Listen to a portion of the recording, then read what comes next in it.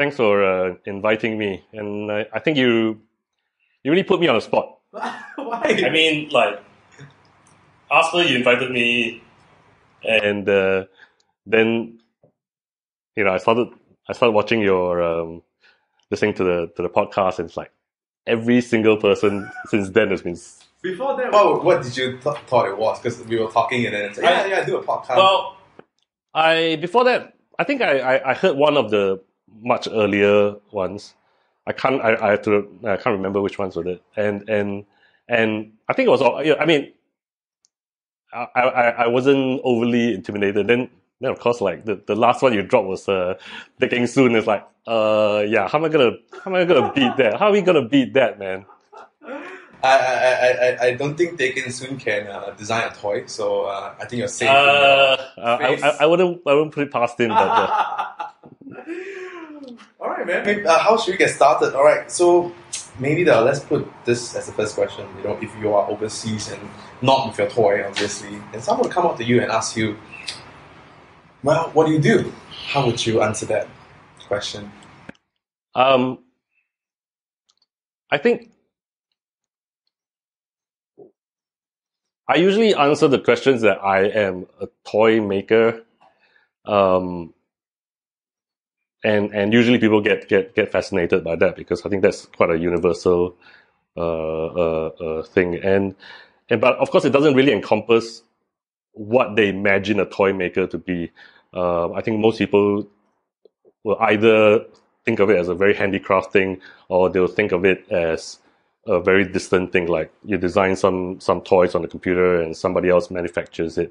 And in a way, I'm kind of in between both sides of the very traditional idea of a toy maker and a very modern kind of distant way, which and I've done pretty much both ends of the thing. But the other part that's not accurate is that I don't actually design toys for kids. I'm designing it for big kids, and so it's definitely a hard thing for me to describe what I actually do. In fact, even now, when I try to tell even my relatives and stuff like that, I just say I design toys, and so the Chinese New Year, Chinese New Year, exactly. What do you do now? Design toys now. That's it, But it's hard to explain what I'm actually endeavoring to do here. I think most people don't quite understand that. It's just what it is, right? Yeah, it is. Yeah. So, and do you find it hard to try to explain to people? I don't, because that's the good thing about actually making a product is that I can go this is it. This is it. This is what I do, right? I think that's the thing about. I'm more or less an introvert. The beauty of actually doing a thing is that, hey, I can show you a video, I can show the thing, and very often people will still ask, so what does it do? And I'm like, it just moves and stuff. I think a lot of people tend to think that when you create something, when you design something, it has to serve a function. And I don't deny that most things should serve some sort of a function. But when I think about what I do, in a way, it's about bringing some sort of a delight. I kind of compare it to like a cuckoo clock.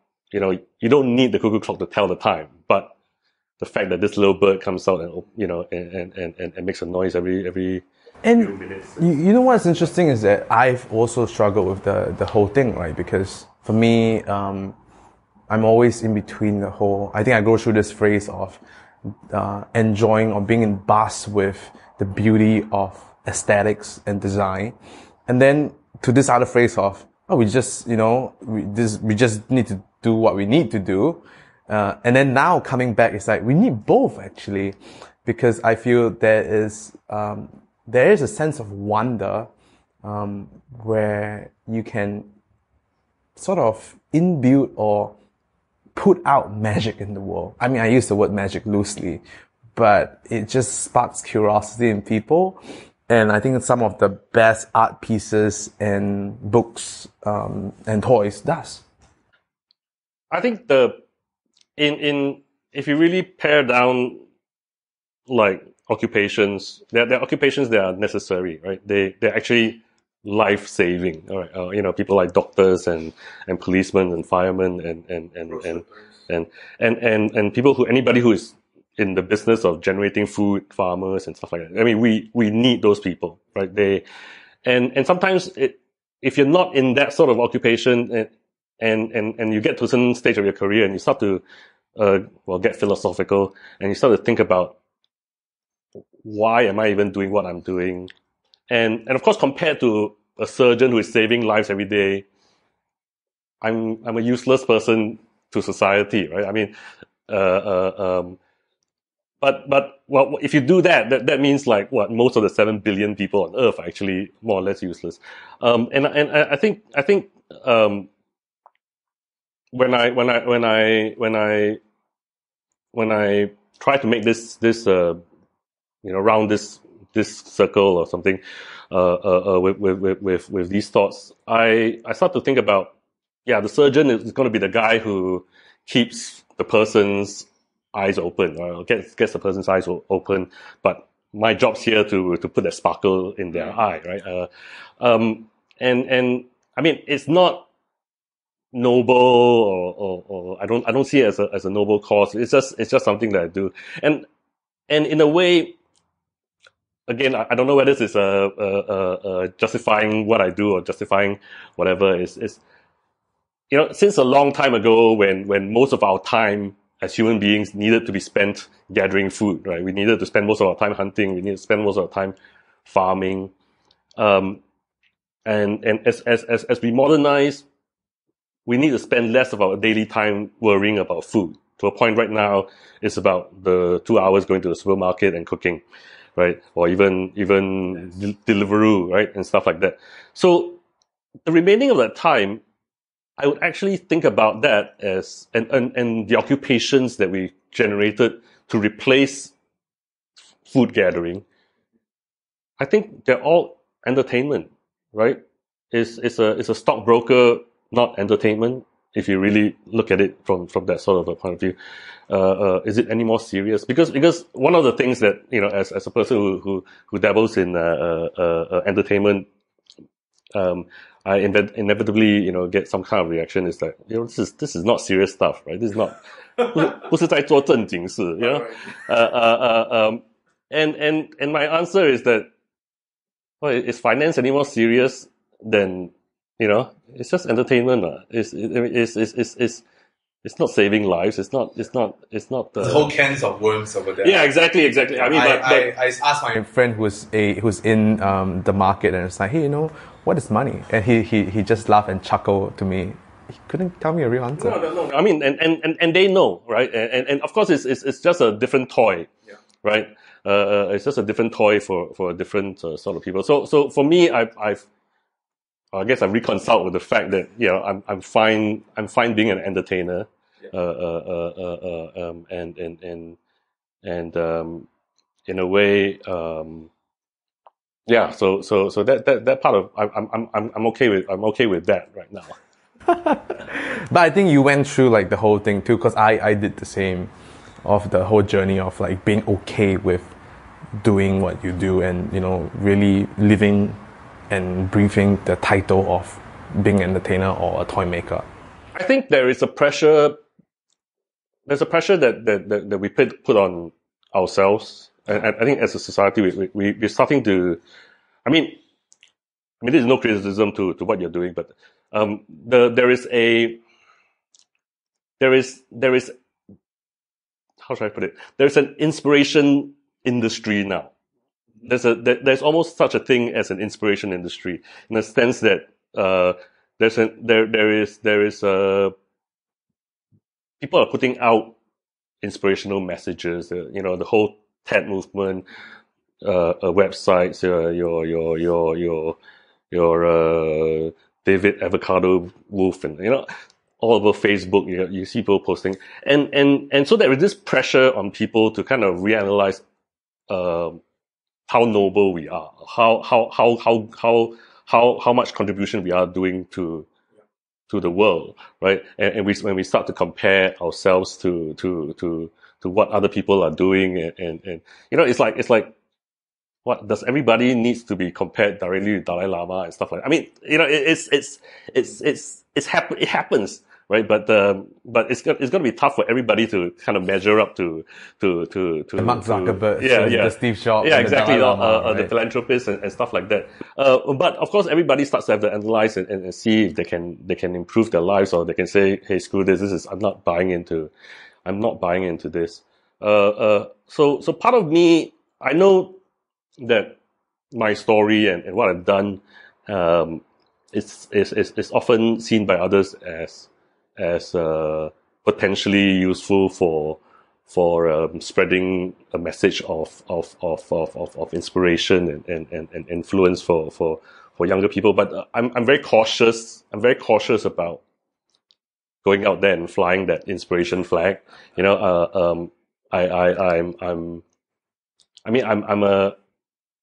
really against the whole how should I put it, the kind of conference circuit thing, the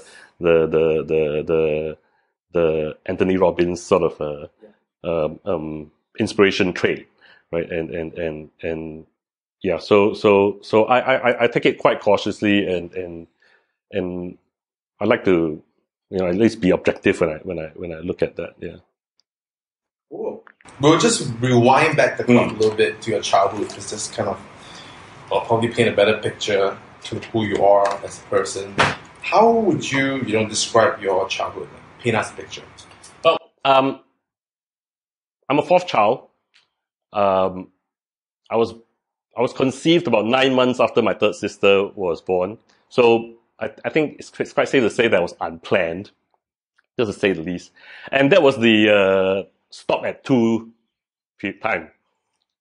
So pretty much, me and my third sister, we were not born in KK Hospital, which is very rare in Singapore, right? I mean, back in the day, right? Nowadays, everybody, many couples go to private hospitals and stuff like that. But back in the day, almost everybody was born in KK, except for a few people like myself, because so we were born in a private clinic, and because of this, the policy, and it kind of, I guess it of course, policy influences people's minds. So my mom was actually criticized by the nurses. Why are you still having kids and stuff like that? I mean, like, yeah. So of course I didn't know it when I was there, yeah. So I grew up kind of hearing this sort of thing from my mom, and so even going to primary school, 3 of my sisters went into the same primary school, and I couldn't get in because the school was like, oh, they are the only 3 kids of the same family can go into the same school. So yeah, so I was left out, but so I had to enroll in a school that was much further. But I think I was there. I don't know how long I was there, like 1 month or 1 week or whatever. Because of the school, because it was so far away, I was always the first to be picked up in the school bus and the last to be dropped off. So I always came home very late and I was very hungry and stuff. So my mom was like, I'm gonna appeal to the school and go talk to the school, and they said, oh yeah, because your elder sister was studies quite good, so okay lah, we'll let you in. I mean, yeah, I know, it's just kind of arbitrary like this, right? So I think one thing to describe my childhood was, in comparison to my sisters, my studies sucked. But just to put it in context, that primary school was Taonan School, so it was one of the best primary schools around, and so I was kind of in this bubble that hey, my studies suck. I've been failing maths since primary 4. But we also had this we also had this knowledge that, hey, people who fail from our school actually go to other school and become top in class. Oh, is that true? So, but, so I was actually telling my mom, hey, why don't I just go to the other school? I want to be top in school. I want to be like this, last in the school, right? So, and this kind of persisted into secondary school. When I went to secondary school, I was also in a pretty good school, Chongqing. I was also in Chongqing. It was a pretty good school. I think it was 18 at that time, lah. And one of the. So you did manage to get good enough results to go to Chongqing.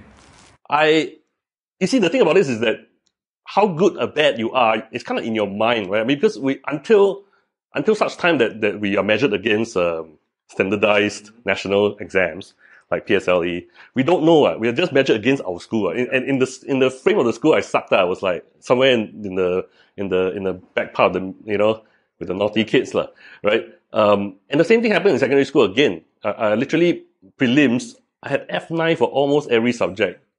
I'm like, okay, so obviously I can't study, right? I mean, obviously, you're in your head, you're like, okay, can't go JC or whatever, right? Can't study. And when the O levels came around, it was like A1, A2, B3, B3, B3. It's like, I had F9 for all of these things. And suddenly I've got like, even the subjects that I failed maths since primary 4. Okay? Every single exam I will fail, except maybe like sometimes the last exam, or just scrape through because of homework or whatever, right? I've been failing maths. I can get B3 for O levels. Wow. So it is a bubble, right? I mean, it's a inverse bubble or whatever, right? We end up in this bubble of just being compared to the people around us. And of course, my sisters went into better schools, like they went to Dunman High and stuff like that. And so compared to my sis, which are like straight A students, one of my sis was like 9 points from 8 subjects. The other sis was like 7 points from 6 subjects. It's like 1 A2, the lousy subject get A2, that's the sort of that's the sort of sisters I have to be compared with. But anyway, so I kind of thought that my academics was crap, but I guess in reality it wasn't that bad. It was just that I was in pretty a good school. But so in a way, when it came to actually making a choice, I just chose something that I thought I don't have to study much, I didn't want to go engineering, which I had to study a lot, or anything like that. So I went to choose graphic design in Temasek Poly. And do you still have your friends that are close with you back in the days? Are you still good friends with them? We meet up sometimes. Some are primary school. You're talking primary school friends, or secondary school. Or yeah. And if I were to go to some of your closest friends and I'll ask them, like, hey, like, what is Michael's superpower?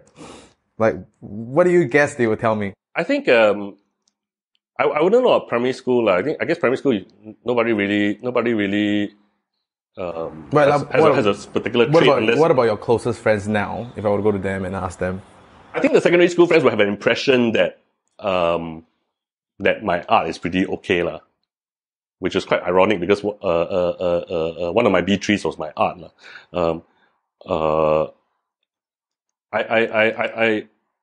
So in all through secondary school, I tend to be seen as the one of the kids who enjoyed art class, art lessons, and I did, and the teacher was pretty good, and so I would imagine that at that time, and I'm not sporty, I'm not, I mean, I hang out with the guys and all that stuff, but I'm not particularly sporty. I wasn't in the school team and all that stuff. So yeah, I think most of them would remember me as being pretty good with art. So there would be no surprise that I went to design, and there would be no surprise that I actually, pick this as a career. Of course, looking back at secondary school, there are other people who are really good at art, but of course they were also good at other things, so they ended up doing other things. Yeah. And then you went to do graphic design at Temasek Poly, and after that you went to St. Martin's, the UK, to continue graphic design, which is like one of the top schools in the world. It's not seamless, lah. Right? It wasn't seamless. Okay, the thing about Temasek Poly was that back then was that it was a few years transitioning from VITB, which was the old equivalent of ITE, to a polytechnic. So it went from a vocational institute status to be considered as a polytechnic diploma level. And of course, that's not notwithstanding the quality, because some of the programs were actually really high quality. And at that time when they made that switch, the courses were really high in demand because it was the only polytechnic that was offering design.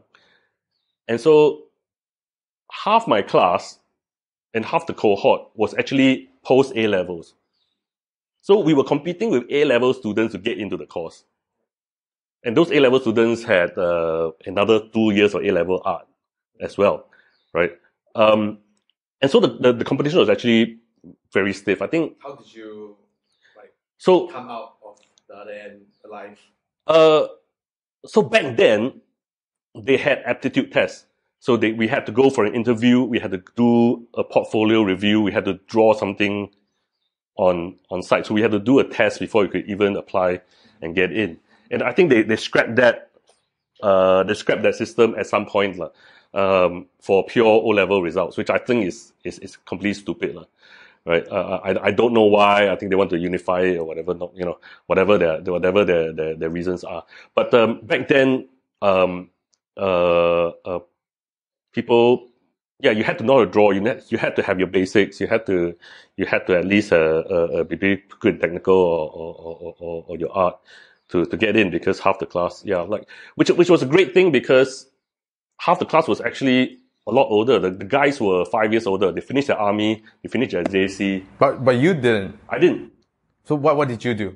How did you? I guess my portfolio was strong enough. And the portfolio you're talking about is the portfolio from before. From like all the drawings I did from secondary school. Okay. So there wasn't any specific thing that you changed that made you got through, but it's all of like just a bunch of works that you'd been done previously. Yeah, put you through I think one of the things about the whole design career is that the grades don't matter. I had B3, right? I had B3 for my art.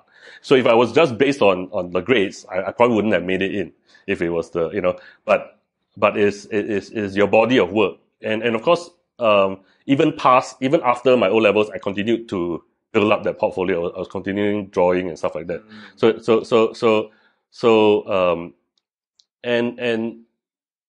I guess that's the key. And I guess that's if you, if build up your portfolio, right? I mean, it's always good to keep it updated. If I were to just like fast forward a little bit till you finishing St. Martin's and TP, what are some of the most important lessons you have learned in those schools that you still carry forward to your life now, that you still use? I think one of the most important ones, which is probably one of the earliest lessons, was that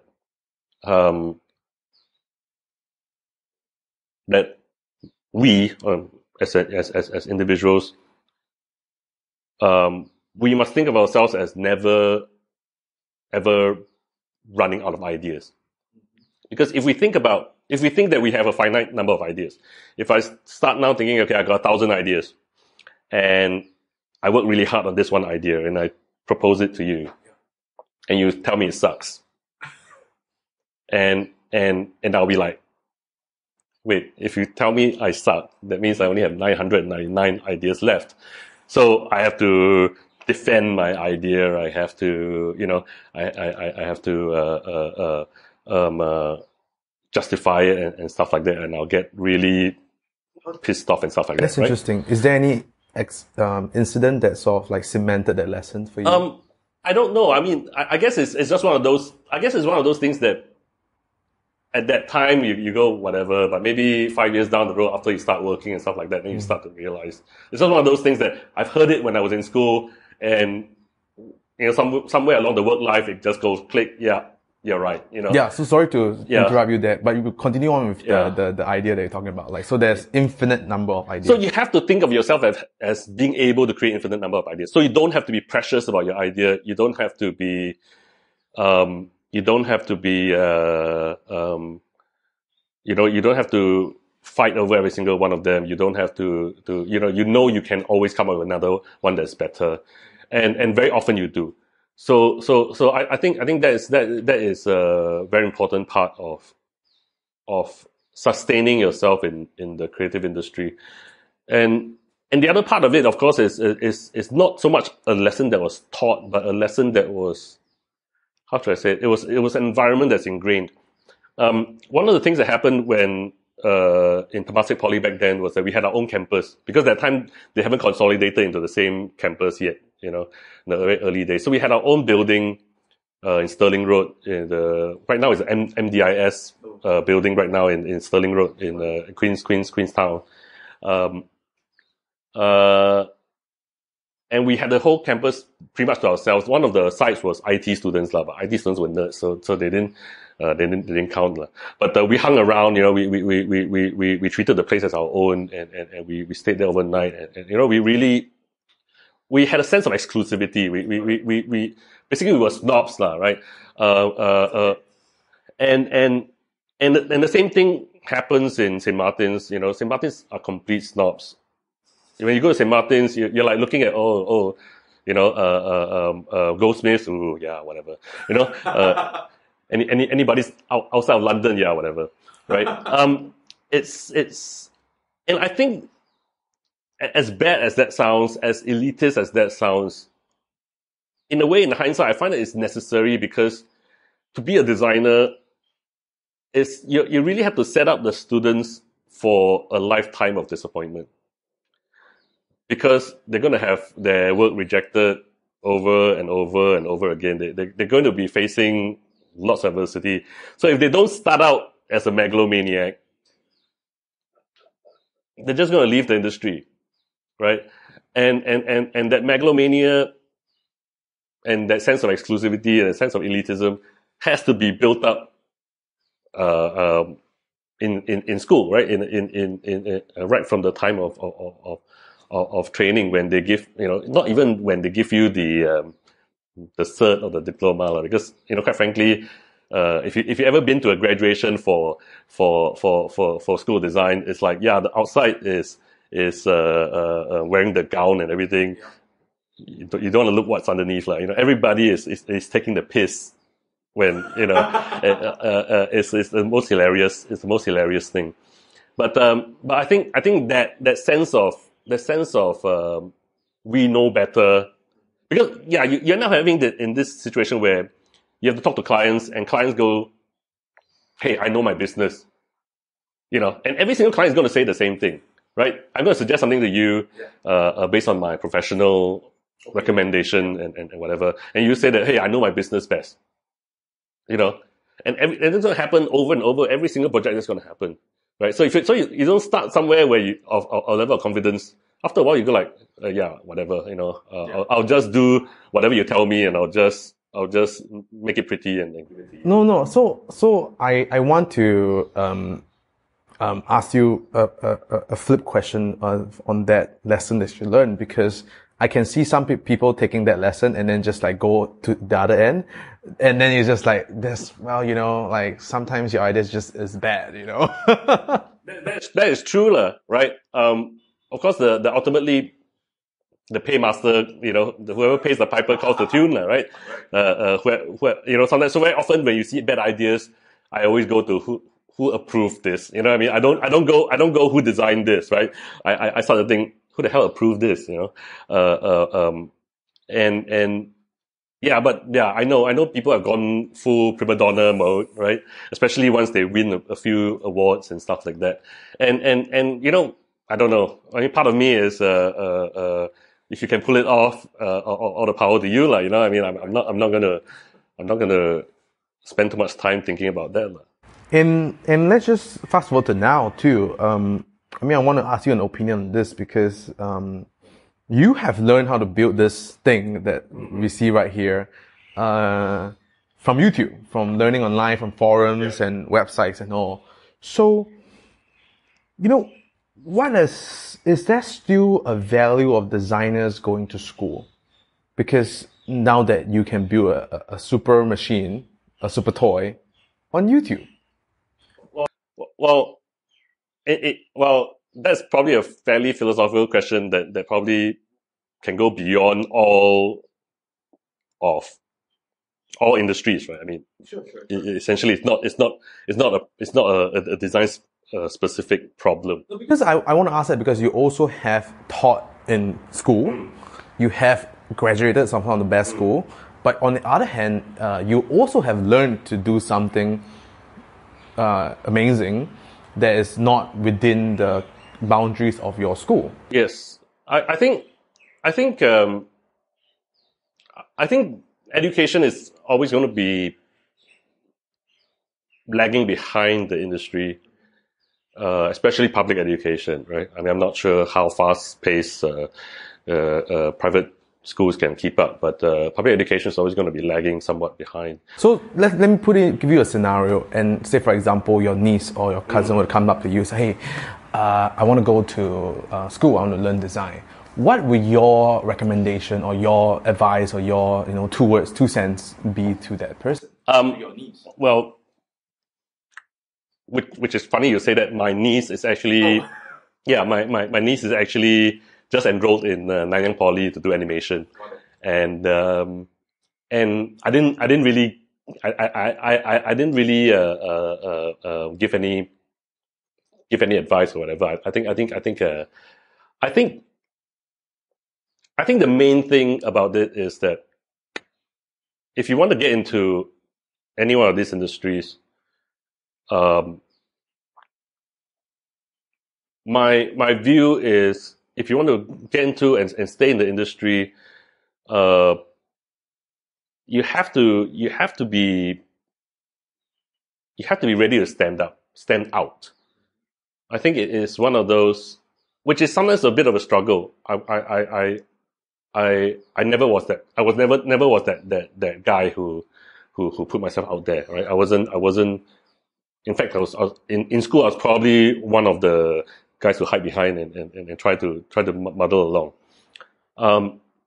But in hindsight, for anybody who wants to do this, you have to be able to make sure that when you do your projects, you want to stand out. It's not just about meeting bare minimum. Right? It's about doing the most that you can do. And I think that's part of the struggle, because a lot of people who are not designers, or rather, if you think about most parents and most working adults, they have to, a big part of their survival strategy at work and their workplace is actually keeping their heads down and not stirring the pot and not rocking the boat or whatever. And if they instill this into their child, who is going to be being in pretty much an entertainment industry, it's going to be tough, right? I mean, you can't go into any of those industries and just decide not to rock the boat, because there's no place for that anymore, right? Because it used to be, you can go and become a desktop publishing auntie and sit there and do your Illustrator and PageMaker all day, right? Those jobs used to be around, but those jobs are gone now. People can Fiverr those jobs, these days. So I think if you want to get into any of these things, even if you don't become like a superstar, at least walk in that direction, right? I mean, at least aim in that direction. Approach school with that in mind. Is that what you I think approach school with that in mind, and approach every project with a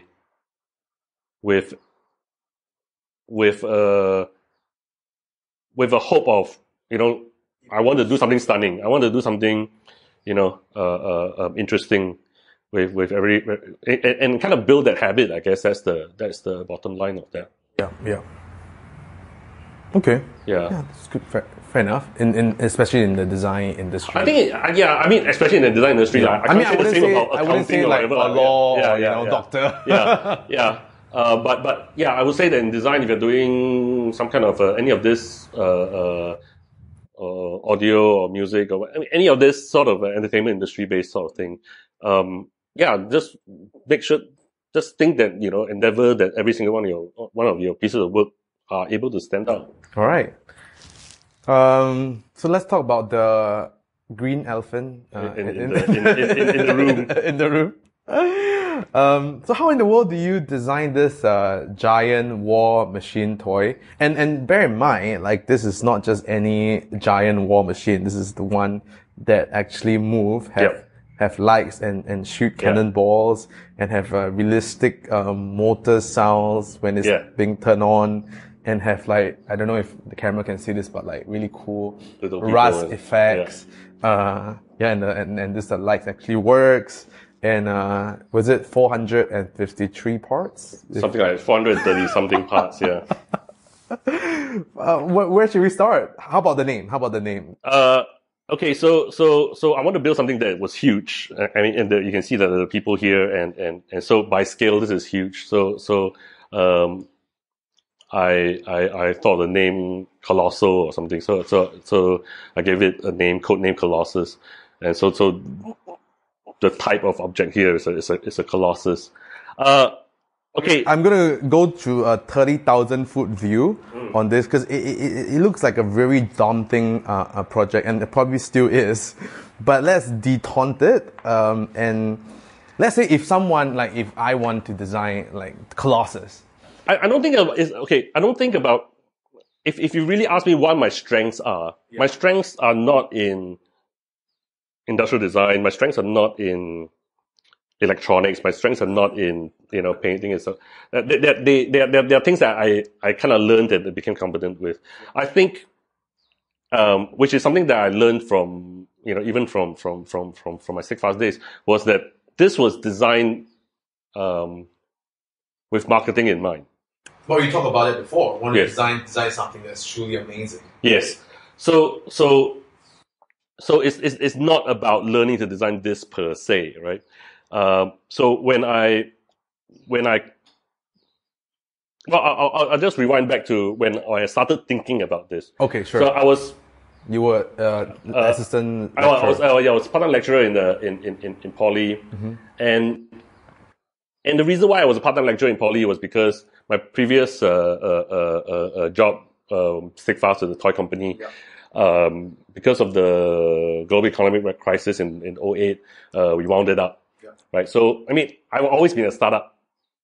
So I've gone through months with no pay and stuff like that. So tell that to this new generation people. Well, yeah. So I went through months with no pay, riding bicycle to work, eating hawker center. Well, pretty much, I'm still in that mode. Okay. Right? I'm still very much in that always hungry mode. And the thing is that so my next thing was that I think I better get some stability, like, I mean, at least get a regular paycheck for a while. So go and work for Akong, right? Go and work for the government. It just happens that at that time I met a friend and so I applied for the Poly and I got the job. Yeah.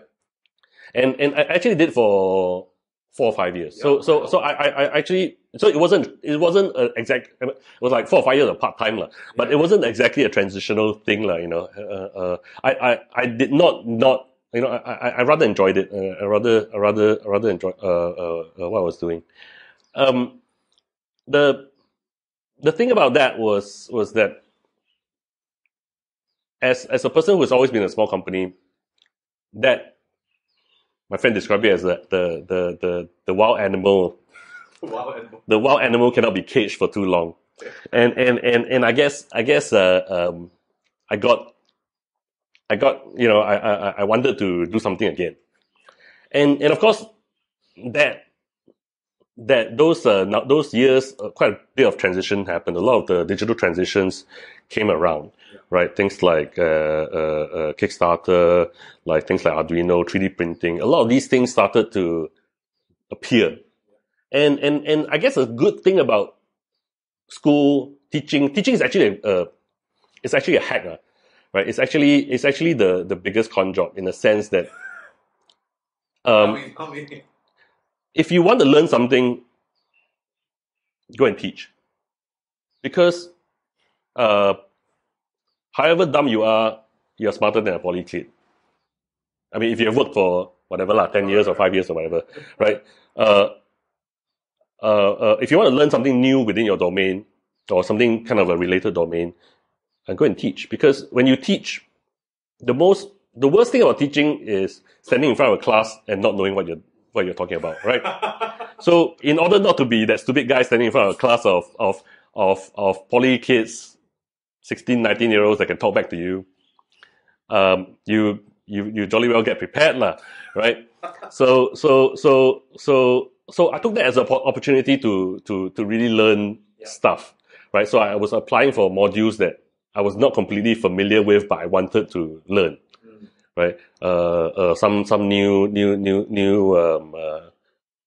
new topics like design thinking and stuff like that. So I was picking these modules, and so it forced me to kind of concentrate and learn, and of course then I can teach, and most of the time, it's still whatever I knew is still above what the poly kids can. Still good lah. I'm still good lah. Yeah, I still go. I won't be caught out lah. Yeah. Right. I'm not sure about uni lah, but at least at poly you can still smoke through lah. But but it forces me to pick stuff up, and I guess what's part of the psychology of pedagogy and learning is that when you teach somebody something, you actually retain the most knowledge.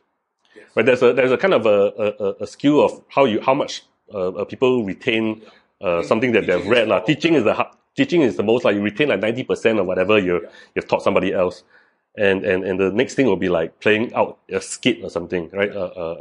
So there is this studies and so from there I get exposed, and I learn about these things, and I learn, at least I get I know about them lah. I guess being in the school, you have a little bit of a break to kind of sit back and go wide angle and see what else is around, and pick and choose and things that you can. Whereas your work, if I continue working maybe for somebody else, I'll be so focused on the work that I can't even lift my head above the water to look out now, right? Yeah. So I took it as a nice break. And so, and I think at the time, one of the jargon things that everyone was saying, that lifelong learning. Teach the kids to have lifelong learning. Teach the kids to be self-motivated. Self-directed learning. Yeah. Right. I mean, that's the sort of thing that they bandy around, which fair enough, we understand it, right? The lecturers understand it. I'll try the endeavor to teach the kids to be self-directed learning. And after a while, I realized, hey, I can just apply this for myself and to myself, right? I can do lifelong learning, and the kids also, they're the best time in the world, right? I mean, the information. I mean, I grew up in a time where information was stuck behind books, right? Stuck in encyclopedias and magazines and stuff like that. And I think some of your other speakers, other interviewees have spoken about this. I think these days the reverse has happened, right? Because all the information is out there, the hunger for information is no longer there. So I think I'm of a generation where I grew up knowing that hunger for information, and now that floodgate is just opened, right? So I find myself in the best position to make use of both, right? So the anyone who's younger than me may not have the hunger And anyone who's older than me may not have the energy or whatever. So I mean, I don't know lah. You know what I mean? But I at least I found for myself. Hey, I still have the energy for this. I still, this wild animal still wants to get back into the market. So what were the few things that you start like learning? But that was before the toy, right? That was before the toy. Yeah. That was before the toy. But the main thing was that I knew I wanted to stop the lecturing thing and I wanted to get back into the market. But I didn't know how. But bits and pieces of things started to fall in my head, and I started realizing that, yeah, actually people can do this, so it can be done. People can do that. It can be done. I wasn't sure if any of this can be done when I started. I mean, but I kind of know that it kind of can be done, right? I didn't do the maths, I didn't do the calculations, I didn't do the financials or whatever. I just, but I started to pick it up, and the first thing was, I think my view is the first thing, do the hardest thing first. Okay. I always tackle the hardest things first, which was, for me, the most unfamiliar thing, which was the electronics to make the thing work. Right. Because very simple, if I can get it to walk, I can get it to move in other ways as well. And you don't very often see toys that can walk, or you don't very often see things that can walk. Was that also why you choose the biggest thing the biggest toy model to start off as? And then subsequently it become a little bit smaller. Yeah, and I think that is a lesson that I learned, is always start ambitious. Always start ambitious, because the thing about starting a business, I can't say that I'm successful, right? Because I'm not raking in the money or whatever, but I can definitely grab eyeballs. I can definitely, I know how that side of the international market works now. Yeah. And it's always to start ambitious, because we're now in the social media age, where it's about sharing, right? Sharing the video, sharing the post. And if you're not awesome, if you're not fantastic, who's going to share? Right. I just look back at my own behavior, right? What are the sort of things that I share? And it's world beating stuff, right? It's no longer, I mean, quite literally, very early on, once the modem dial sound came out, and I realized, once we were connected to the internet, I realized we can't be, being best in Singapore is not good enough. And if you want to talk about things going viral, if you want to talk about things going, the amount of effort to get something to go viral in Singapore is probably the same amount of effort to get something to go viral internationally. I can't see a difference, unless you're very specific. Singapore related stuff, right? Or with Singlish or whatever, right? But if you're going to go through the effort of getting something to go viral, as in truly viral, right? Not like buy likes and all that stuff. You have to aim international. And so I was looking at myself, I was seeing people, doing amazing things. You're looking at things that you have shared. Yeah. And I realized, I gotta go big or go home. I gotta go big or go home. I gotta be ambitious. And it's a self-regulating thing. Let's say, for example, I start off when I want to do a business and I go, okay, I'm going to design t-shirts, right? I want to quit my lecturing job. I'm going to go design t-shirts. It's not very ambitious, but it's doable, I mean, I can design. It might have like nanotechnology that could read your heart rate and, biotech stuff. Well, that's ambitious, right? Right. That's fairly ambitious. But if I were just to do like just another t-shirt. I'm patenting that idea in case,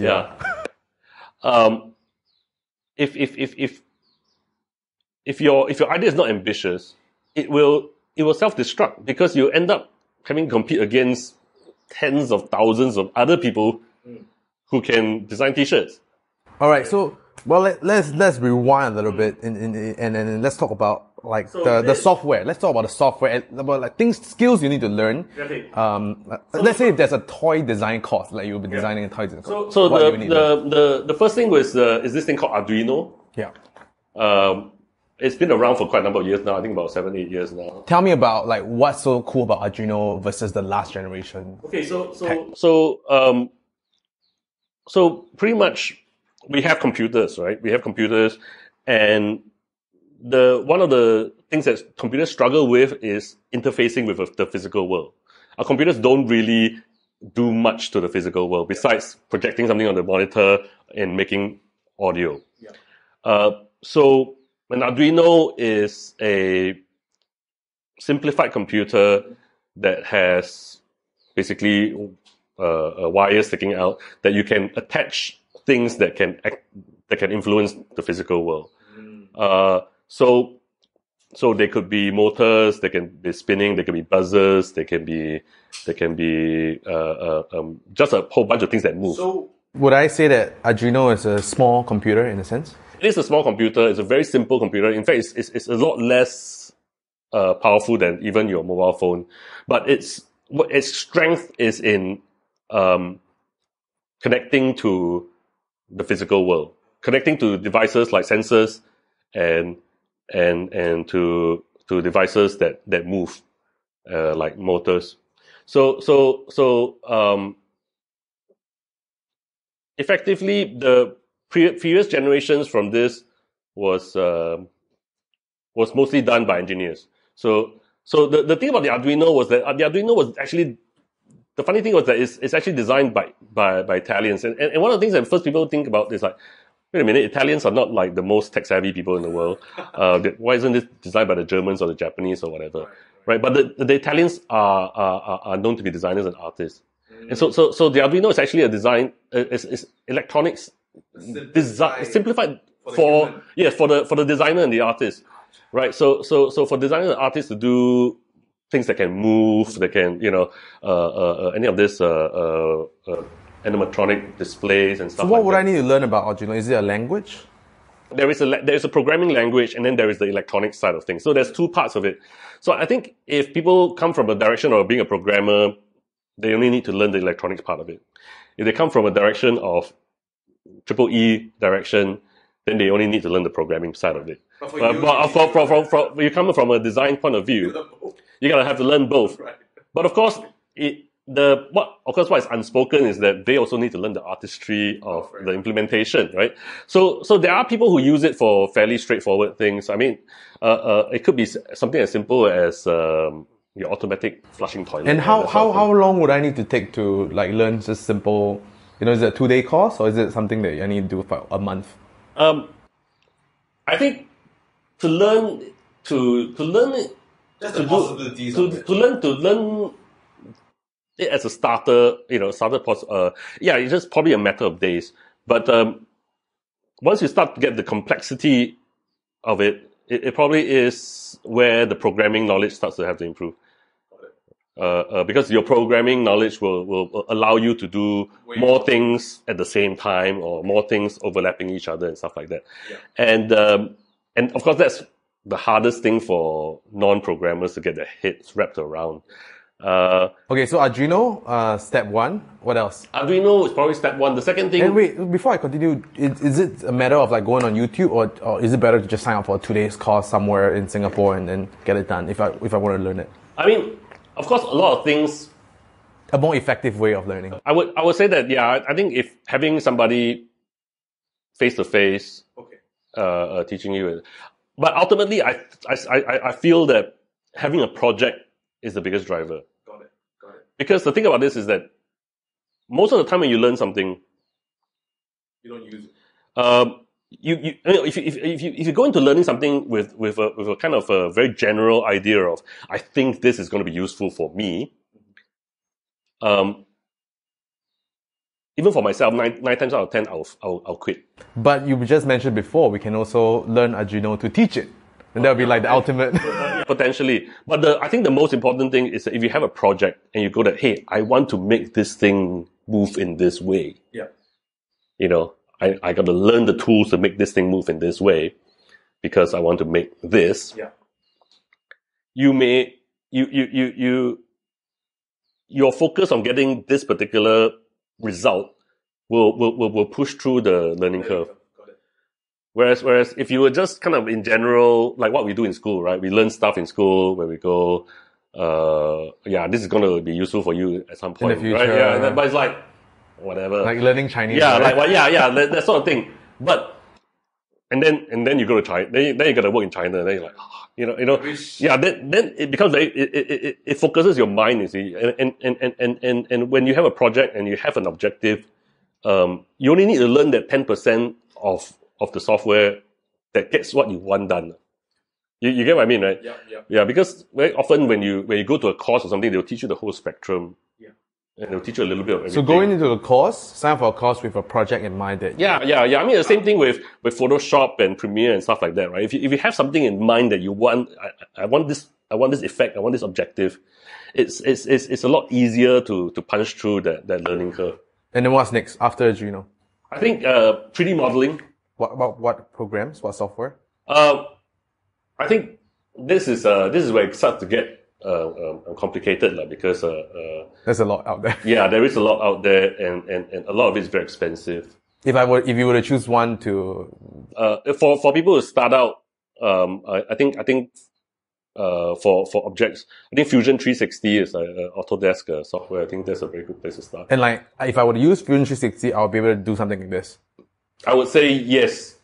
And then what are you using? I'm using SolidWorks because I work with an engineering company, so I'm lucky enough to have access to the professional software. Or if not, that's really expensive. Is that what it is? Oh, those are in the thousands. Yeah. Okay, but we can like hack it, crack. Yeah, I mean, maybe, but part of it, I mean, the thing about it is that a lot of people talk about 3D printing, right? There was a few years back, everybody was talking about 3D printing, and nobody was talking about 3D modeling. So if you can 3D print, what you can 3D print?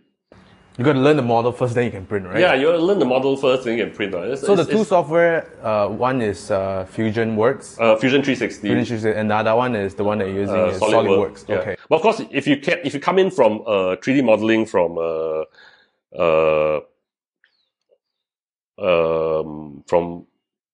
any other direction, like if you do it for animation and stuff like that, you can still adapt it to this. It's not, so almost any 3D right now, any 3D software can be turned into 3D model. Right, but if you're starting from ground zero, then do if you Fusion. try, it's a very hard thing because I think everybody has how should I put it? Everybody has a different, the software that you use has to have, I guess, in the same wavelength as your brain, right? I mean, I tried to learn a lot of 3D modeling software. Okay. I tried to learn Maya. I try to learn some of this 3D Max and stuff like that. And I always struggled really hard because I come from a traditional way of doing things where I need to know the measurement. I need to know, this is 30 cm, and 20 cm and how, I need to know the measurements. Whereas a lot of these software that was developed for animation and for TV and for video games, they don't have an actual measurement built in. They go by ratios. They just go by form and it's floating in mid-air and but because it's just about something that looks on screen, right? They're intended to be designed for on screen. And so for me, I need, when I discovered software that was used by engineers for physical things, when they need to make actual objects, it was like, boom, everything suddenly makes sense.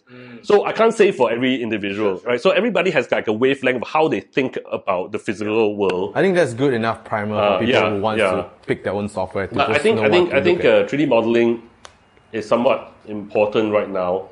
Okay, and then anything else? I think beyond that, it is your own creativity and your sky's the limits, right? In the sense that because those are tools, right? One, you are able to create a physical object. The second, you are able to get that physical object to move the way you want it. So you also, you 3D printed most of the parts, right? What is if I want to get a 3D machine right now, what do you recommend? That's also another entire, the sort of 3D printing machine, that are typical home-based ones now are are FDM machines. Basically, they're like glorified glue guns, right? So they It's good enough to have a first model out, then it's good enough to have a working prototype, a working sample out. But I would say that probably not good enough for a finished product. Yeah. Okay. So usually what beyond that, I mean, they're starting to get into the homes. They're starting to get into kind of the $3,000 kind of price range, but they're still very expensive to own. You have SLA machines, which are like resin based, liquid resin. So if I want to look at just a prototype model, FDM machine. What brand is that? Oh, there are lots and lots of brands out there. Again, it's a whole big kettle of fish. It's very hard to. If there's one, that's cheap enough, good enough. There's always a trade off. Maybe give two then. Yeah. Then people. So if you have a bit more budget, I see really nice FDM results from Ultimaker. And if you want to save a little bit, a China brand called Wanhao. What do you WANHAO. Okay, right? got it. Which is pretty good results, and they're very reasonable. That's like $300-$400. I think that's about it, right? Do you think there's any other tools that you would need? I mean, yeah. Well, it depends on. Again, we're talking specifically about something like this, right? I mean, exactly. I mean, because other things could be sewing machine and stuff like that. I mean, it depends on what you want to get yourself into, right? But yeah. So the thing about this is that with 3D modeling, you can take something out of your head and turn it into a physical 3D shape. 3D printing, you turn it into a physical object, and with the Arduino electronics and the programming, you can make that physical object move in the way you want it. So the combination of that is, well, to me, it's endless. It was probably partly why I wanted to get into this, because I saw this as an opportunity to learn all of these things, and so I can actually build stuff for the rest of my life. Right? I mean, you get what I mean, right? It's like these are things that, in a way, they're not going to get out of fashion, and they're things that I can use for the rest of, even until I grow old, right? Or I can make Halloween costumes and stuff like that.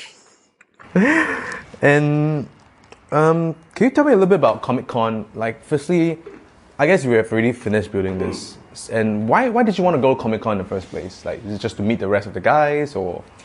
I mean, I did advertising in uni. I always come in from a marketing point of view when I even from the conception of the idea of the project, I have marketing in mind. Yeah. And one of the things about this day and age of computer graphics and videos and stuff like that, video effects, is that it's very easy for people to a lot of things can be in doubt, right? In the sense that, hey, is this for real?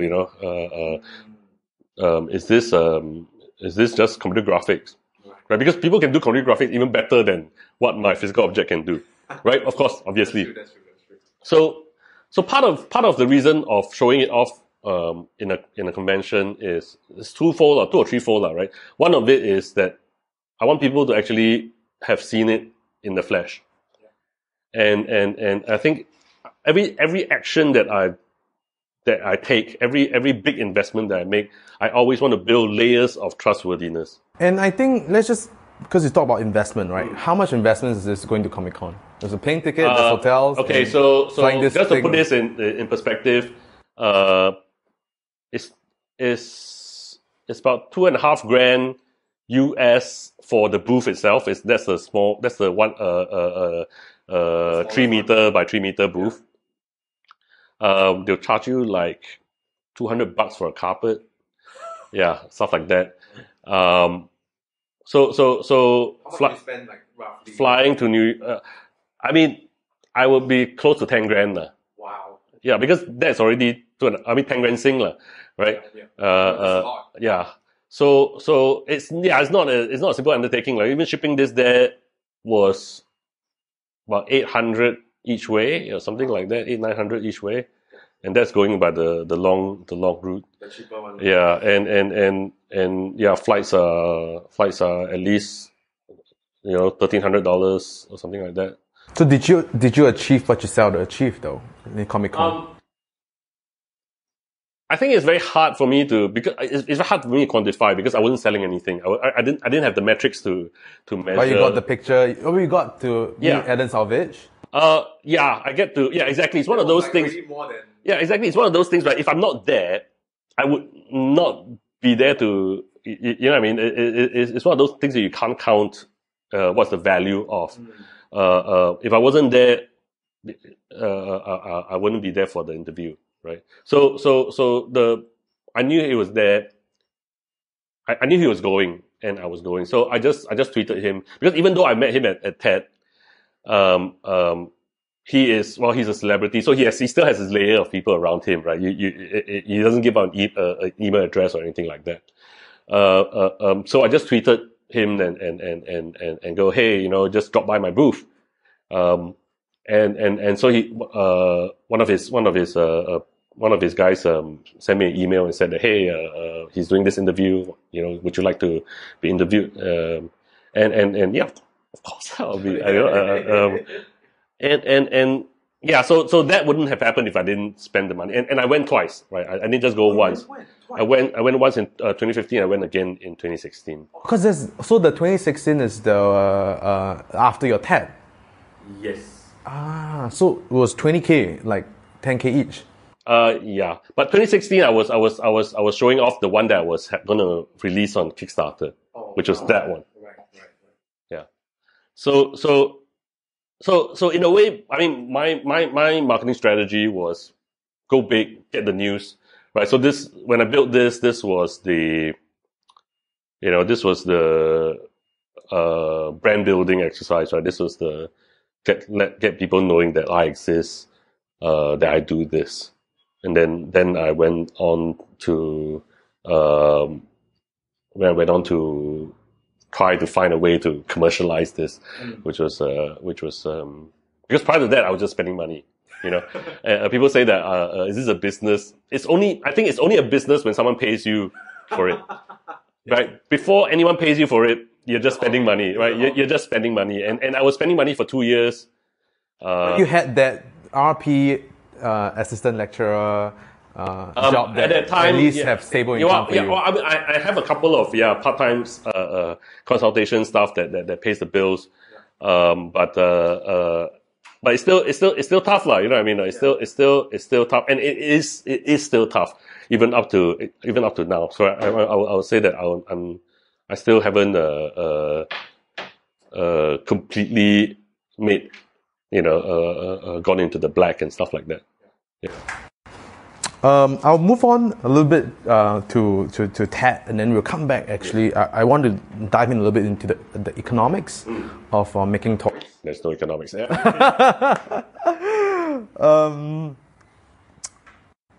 You are marketed as the first Singaporean who went on the TED stage. Yeah.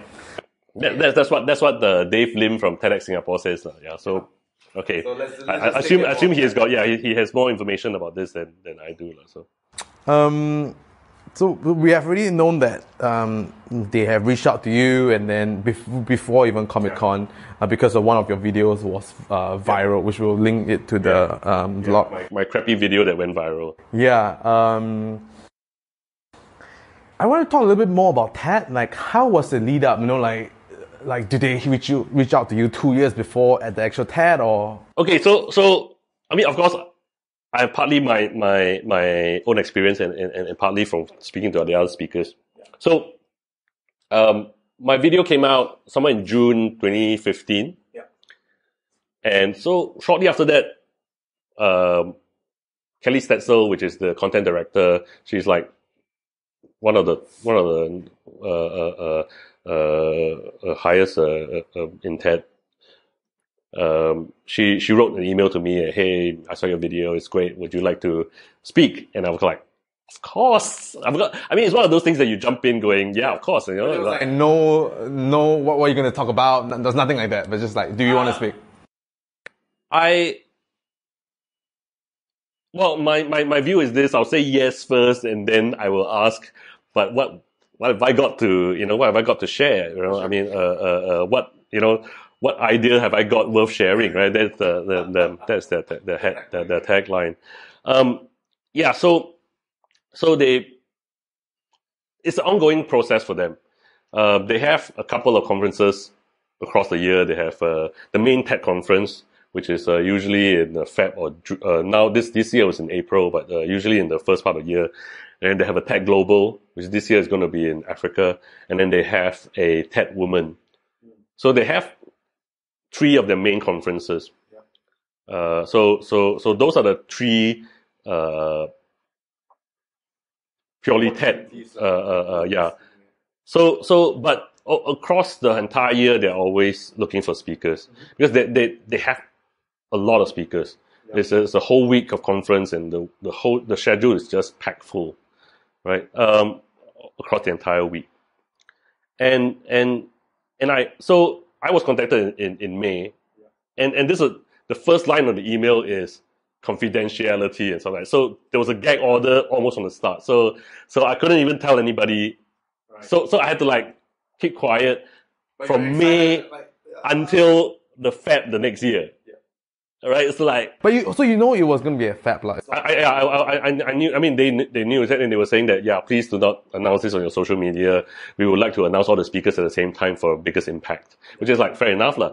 Right? So until like from May to Jan, I just had to keep quiet, lor. So first email, would you like to speak? And then you reply yes. And then what happened subsequently? So pretty much immediately after that was. Flights, accommodations, yada. Logistical stuff was done almost straight up. Boom, done. Then I don't know whether they do this for everybody, but they decided which I'm glad they did. So they engaged the professional speaking coaches for me. So the speaking coaches started in about November, I think. Okay. So that's 3 months. Yeah, so 3 months before the conference itself, the speaking coaches started, and this is a third party company, and so every 2 weeks I'll have a Skype call with them, and usually they will go through with me. Well, they started with me telling them my story, and so it's just a fine tuning and stuff like that, and I'm really glad for that. I mean, what did you learn? I mean, I think part of it is we how should I put it? Like to me, well, this is my whole life story, this is my life story. This slice of my life story, like, right? Everything is important to me in a sense, right? I mean, everything is kind of influencer. Everything has a kind of trickle down effect, and everything is important. But I think it's about sticking to the messaging, getting everything relevant and everything linked. And I think part of it is also having the confidence to feel that my idea is worth talking about. Because when I was trying to write the talk, I had to do a great deal of self-reflection. And that was when my whole earlier we were talking about, I have to, why am I, am I worth anything? I just make toys, why am I talking? Because your sisters and. It's not just that. I mean now, when the focus was on, you think about TED as people who talk about things that are impacting the world, they're changing the world, they're changing lives, they're making the world a better place, and it's not like, I just make toys, and so,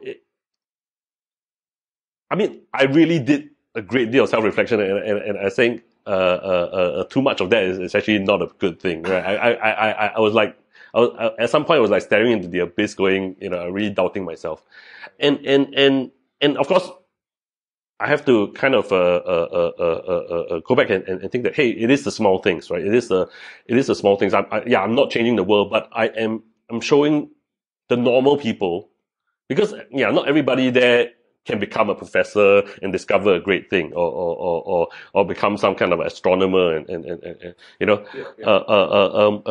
my talk is about the every person, right? That every person can learn a number of skills and do what they want, within a certain period of time. And I think it took me a while to reconcile myself with that fact and write the talk in that sense, because there are a few temptations when you get such a big stage. One of it is to self promote. The temptation is super huge. It's and to turn into a sales pitch. And big speakers do fall into that trap, right? I was there the year Travis Kalanick, the CEO of Uber, and yeah, his talk was a sales pitch. And you're speaking to the audience, and I'll tell you the audience in the TED conference. Initially, I was thinking, who the hell goes to TED? $8,500 US for Crazy. it's going to be $10,000 next year, right? $10,000 US for the conference ticket. Who goes there? So initially, I was thinking, yeah, maybe the big companies like Google and Facebook incentivize their teams and use it as an incentive to go there. Bullshit. Who? The C-suite goes themselves. But they pay themselves. They'll go. Everybody there is either some C-suite or some startup founder, right? So it's not even. Wait, what do you mean by, so what company are the C-suites? Any number of companies, right? People are there. It's the bosses who go themselves. It's not. They're not sending their teams there. I met. Hell yeah, I'm paying for my own thing. Well, you? Yeah, no, yeah. I mean, when I was there, the chief technical officer of HP got in touch and was like, "Hey, man, just have a coffee and chat. Just to geek out." And one of the things that they kept trying to convince me and trying to was that, hey, people will completely geek out over your talk, and I guess that was kind of true, because TED came out of the Valley, and everybody there is a bit of a techie, and so yeah, they did geek out over what I was doing, right? Everybody kind of wish they could do something kind of like that in if they had the time, or if they had the So I resisted, resisting the temptation of to do a sales pitch. The other thing about it is there's also another temptation, is to try to live up to being a TED speaker. Right, which on that time there's Neil deGrasse Tyson. No. The thing about this is that we know what a TED talk is, and there is this a noble goal, and sometimes is the temptation was to make what I do give it a noble spin, and I think that temptation is always going to be there, and this is, and I struggle with that, and of course, and I knew from the start, yeah, I'm not gonna try to give this a noble spin. You're not gonna bullshit anybody. Like I said, the audience are all business owners and big executives, right? They do sales pitch and noble. They do it every day. They hear it every day, right? You're not gonna bullshit them, right? and you're not gonna bullshit the millions of people who are gonna watch the videos. So I think staying grounded and true to what I am doing and the framing of why I'm there was pretty tough, lah. I mean, it was like I said, the temptation is always there. Maybe I'm a terrible salesman, right? I mean, I think maybe other people might capitalize on the opportunity even more than I did. But I just thought that, hey, I'm just lucky to be here. I just got the best seat in the house, and I'm just gonna go along for the ride and just enjoy myself. And so you had the script, like, so it was all written out, and then it goes through some fine tuning along the way, with facing out a few of your demons. So the first thing was that I went through the script with I told I told my story to the speaking coaches, and then I wrote a version. So every week it starts out with I will speak my latest draft to them, and then we will work it out. And I had to do some complete reboots and re-scrap. It was there were like major U-turns and stuff like that. Because it's just there was quite a lot of rework. It was not as smooth sailing as Were you still changing stuff all the way to like the last month? Pretty much. Because I mean, just wanting to get it better and stuff like that. Yeah, and just to put things in perspective, most of the speakers, they get 18 minutes. I only had 6 minutes to work with. Yeah, and it's good and bad, right? Yeah, I know. Well, you know because you speak, right? 6 minutes is very distilled. But I don't have that. A lot of people were talking their life's work, right? A lot of people were speaking about their life's work. So they had content for 18 minutes, right? I was talking about 2-3 years of my work. So I had to live with, but yeah, it was good and bad, but lucky for me, I only had 6 minutes worth of stuff to memorize, which is another kettle of fish, memorizing the. Yeah, I would have. I'll be difficult for me to memorize. Yeah, and the other thing, which was a bit of a struggle for some people, is. Did they give you any like special memorization technique to help you? So I just keep reading and reading, just keep doing it, How many times did you do it? Like before you go on stage? Like a ballpark figure. Your final script, like. They were recommending about 10 times a day. Times a day. Wow. And because the thing about this is you need to internalize it. I mean, talking through memory, right? If you don't internalize it, you will sound like you memorized. Yeah. You get what I mean, right? You need to get past to the other end of the curve where you internalize it so much that it sounds like you. It sounds like you, right? When you can start injecting emotions and you can start injecting things like that in, right? Because prior to up to that stage, you're either going ad hoc or anything in between. You almost have no emotions in there because you are still struggling to memorize, right? Yeah. No, I really thanks for telling the story. I think it's an eye opener for if anybody want to practice to be on stage, just do that 10 times a day. Yeah. Well, how many days do you do it for? Well, they'll tell you to do it for the week before and stuff like that. So at least 70 times. Yeah. Yeah. And I mean, I was the silly guy in the transit lounge in I flew EVA. It was quite funny. They got me the EVA flight. And it was the Hello Kitty plane. I got a Hello Kitty plane to Vancouver on EVA. So I was transiting in Taiwan. So yeah, I was like the one guy was like talking to himself on in the transit lounge. Before we dive, I want to touch on Kickstarter because I think that's a huge topic. Yes. Your project got funded 440%. Yeah. You started out with a $6,900 pledge goal, and you exceeded, and you got about $30,526. Yeah. So that's pretty remarkable. Let's just put in the context of if someone else would want to start a Kickstarter project, what are the most common mistakes that people have when they go to Kickstarter?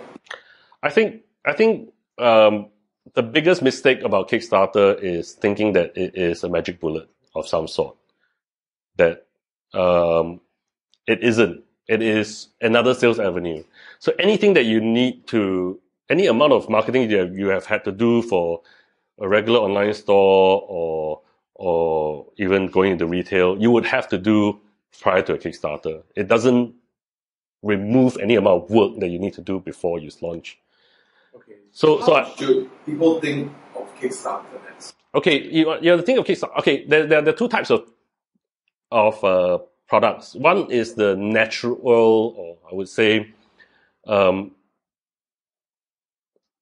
majority of products in Kickstarter that there is natural to the Kickstarter natives are the sort of things that are very consumer, and they are kind of between $50 to $200 range, right? So like your Pebbles, your Oculus Rifts, gadgets of kind of a very consumer based sort of thing that are within that price range. Because if you fall within that price range, you're kind of within the kind of disposable income of your average American young person, right? Which is 200 and below. If you fall within that range, I think it's good. It's good, okay. Because it's within that natural ecosystem, so people are more likely to gravitate and be interested in your thing, and it spreads much faster. If you're outside of it, like what I was outside of it, right? My stuff was starting about $400-500. Yeah. So you're outside of that. It will be a bit more of a struggle. You cannot really depend on the Kickstarter community to get you to start. So I had to bring my own market, or my own customers. So how do you see Kickstarter as? So I see Kickstarter as okay. So there are a few things. One thing is that Kickstarter is I see it as a legitimate way in which someone can pay me the money, right? In the sense that there are a few things, right? People have to like me or like the project, to like the product. They have to know about me, and they got to trust me enough to pay me the money. So I see Kickstarter as a means of facilitating in that trust of paying me the money.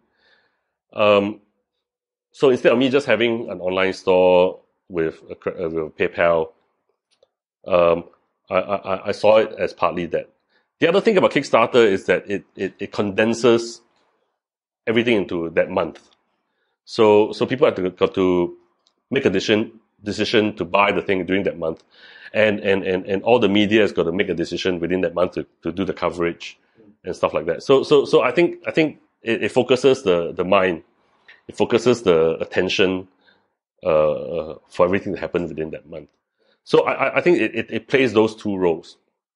And of course, if you conform with their demographic, it will also bring in the crowd, right? So I see it as that. So like I said, you need to fulfill all three of these things. They gotta like your product or like you as the creator. They gotta know about you, and they gotta trust you to pay. So that's how you kind of structure your content on the Kickstarter. Yes, that's how I structure almost all my public facing content. Is to fulfill one of these three things. Right? Every time I go to a convention, it's to fulfill one of these things. It's to build up on them. And how did you come up with 6,000? That was pretty much what I needed to pay my vendor to start work. I think the thing about it is that, I just took external costs, right? How much my vendor would cost me to start work was what I put there. I didn't put in my salary and my months of work and stuff like that, because if I did, it'd be really high, right? And I just wanted this project to start to work. And if I can pay my vendor, if I can pay my casting factory, I can start work. I'll go. And I think that is probably lead to one of the common second mistake. Some people put their bar really high. I know people who put a project where it's they put like $80,000 there to start with, and they're like, hey, you're expecting people to pay you and your 3 guys' salary for a whole year, you know? What happened, right? Yeah. why would people, it really, I really have sometimes a question, why would people do that, right? I mean, why would anyone want, be realistic, right? Be realistic. Just, people are not going to pay you your whole year's salary just because, they love your project, right? I mean, I don't think it works that way. So you have a few tiers of structuring. Yeah. And they are mainly... Probably way too many, yeah. They're $20 for a poster, $30 for a magazine, $40 for a t-shirt, and then this comes later, which is $3 for a utility walker, which is like a small little size one. And then you have... and in hindsight, all of those were a waste of time. I think when you are doing a product, okay, there are two types of... There are two distinct types of Kickstarter program. One are product based, and one is non-product based. Like if you're doing a film, or if you're doing some kind of a charity campaign, or if you're doing some kind of a movement, right? Basically some of the ephemeral things. So you're either ephemeral or you are a product. For product based campaigns, people are very, very clear. I'm just here for the product. So what would you have taken out? I probably would have taken out the t-shirts and all that stuff, lah. I think for if you were doing like a film, like a short film or something. The beauty of the t-shirt is also that if people don't have money to pay for it. That is true. But I think the amount of cost and work does not justify. Yeah, may or may not justify lah. I think those things would be very useful if you were doing something like a film or a theater production work or something. Right.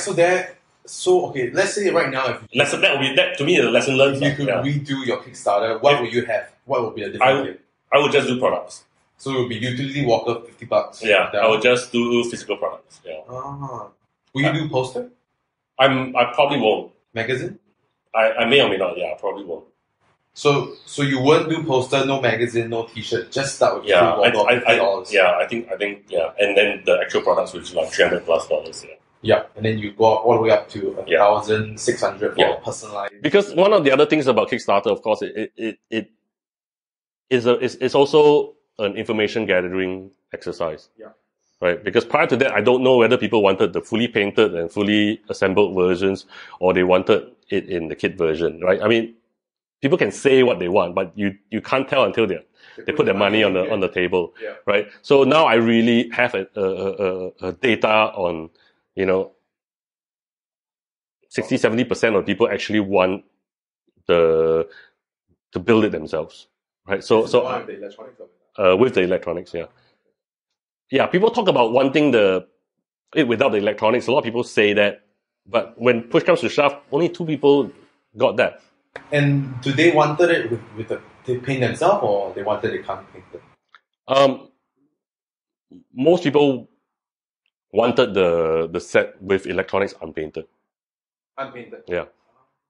So again, that's one of those things that only when it's out there, right there in the battlefield, that when the push comes to shove, when money is being transacted, that you actually see what is the real interest. Yeah. Right? Because previous to that, people can say a lot of things in forums and in online.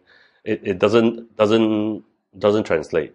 And I just also want to highlight that you pretty much got your project, which is $6,900 funded in the first with like 6 hours. 6 hours, yeah. which is amazing.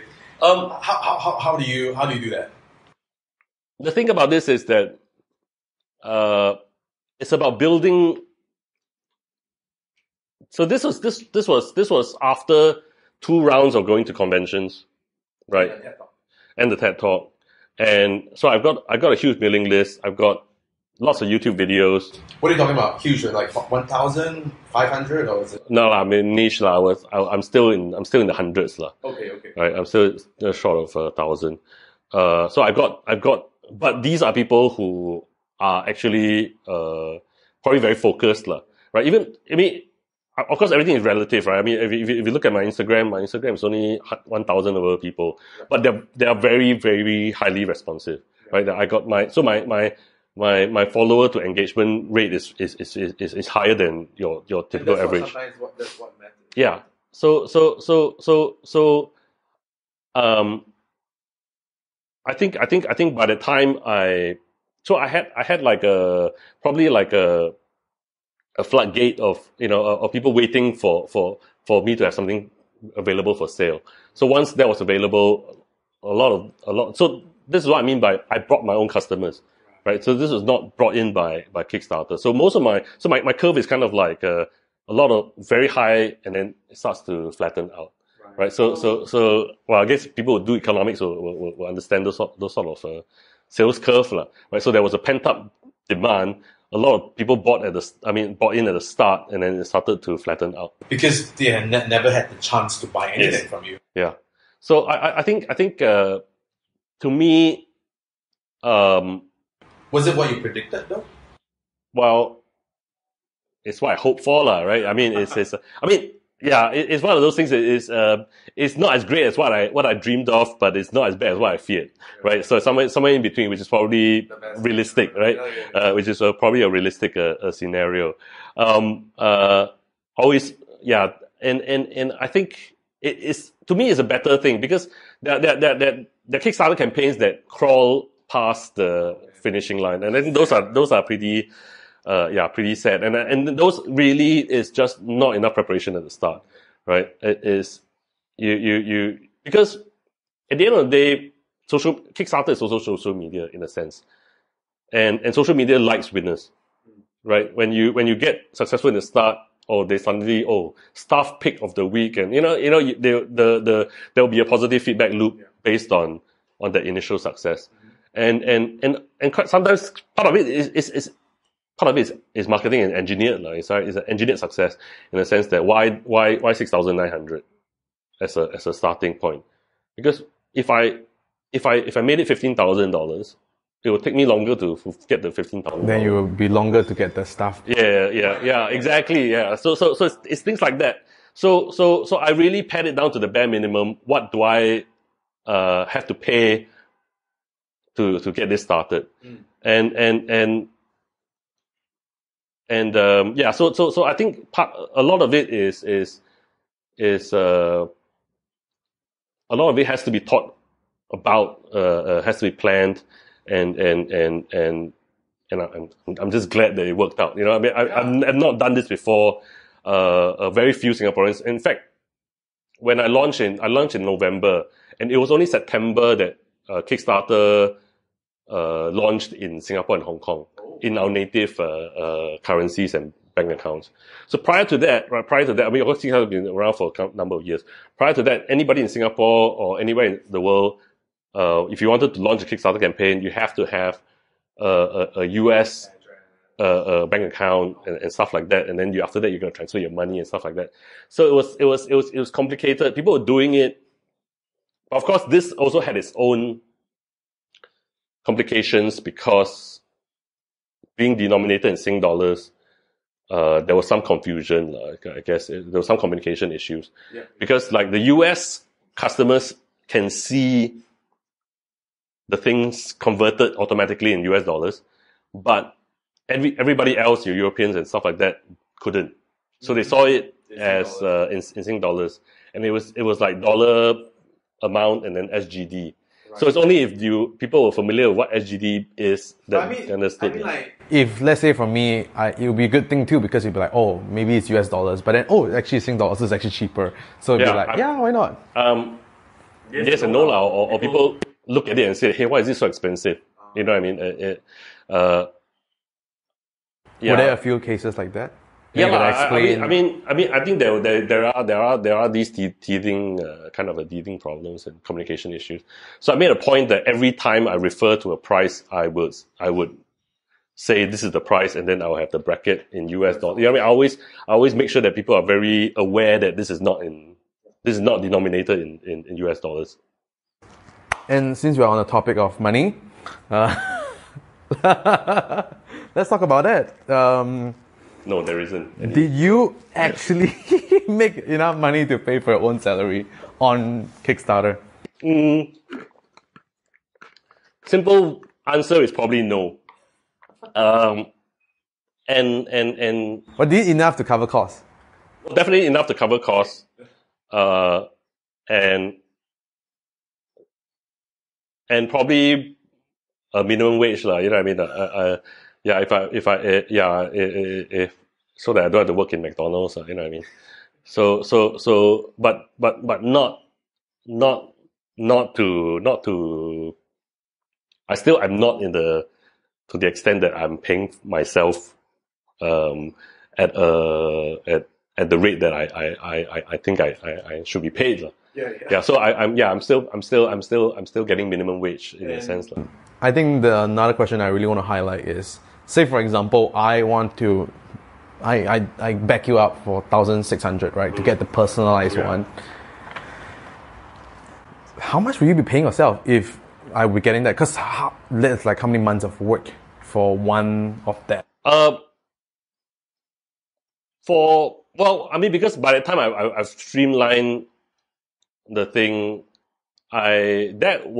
those guys who have backed me for the higher tiers definitely helped quite a lot, because they relieve quite a lot of the because let's face it, I mean the months of work that leads to it is probably shared by everybody. Yeah. Right? Kind of equally. But because of the higher tiers, and me being able to dedicate a few days, or a few days of attention specifically for them, they help pay towards the back quite a lot, I would say. Yeah. If let's say you only sell the higher tier, right? Let's say you only sell $1,600 model, would it be enough to be what you want to get paid for? Yeah, then I would say yes. Okay. If they were all in that vein, I would say yes. But of course, it's not true, but it's not true, lah. I mean, then I would almost be like selling artwork, lah. In that sense, lah. Yeah. Then it makes a bit more sense, lah. I mean, I'm not sure if you know people who try to sell paintings and stuff like that, sell art. It's always going to be tough that way, lah. But of course, if you're constantly selling every single piece as if it's art, then you can make ends meet in that sense, lah. Well, I think one thing we can say for sure is that, and even until now, that you still haven't finalized like how the whole economics works for your toy. Yeah, I mean, I still haven't. I mean, in that sense, in that sense, in that metrics, if you count, I'm still a failure, like, in that sense, like, you know what I mean? No, I don't mean that. I think I really want to highlight that, because it just goes to show that you just gotta take the first step, man. Like, I think a lot of people like overthinking stuff. Well, I mean, I can't speak for everybody, because sometimes life is just tough for some people, right? I mean, some people just if they have a sick parent, or they have, it's just not something that everybody can say, jump in and say that, I'm just going to struggle for X number of years and try to see things happen. I mean, I think this is not. I'll be lying to say that this is a path available for everybody. I think it's just it's although, like I said, the inspiration industry tries to get everybody to say that, hey, why don't you just jump in? But I think it's not something that is really open to everybody, and I'm lucky that I'm in that position, right? I mean, I think I got three other siblings.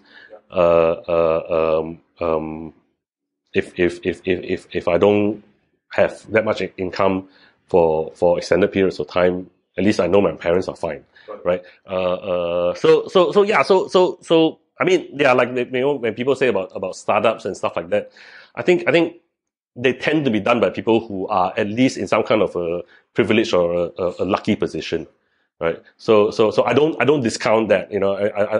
I don't believe in saying that everybody can jump in, but it's I'm fortunate to be in that position, to not to have to be constantly focused on on the financials. Yeah. All right, so let's jump in round to a quick questions. Answer can be questions is quick, but the answers don't need to be. What are the books book you have given most as a gift?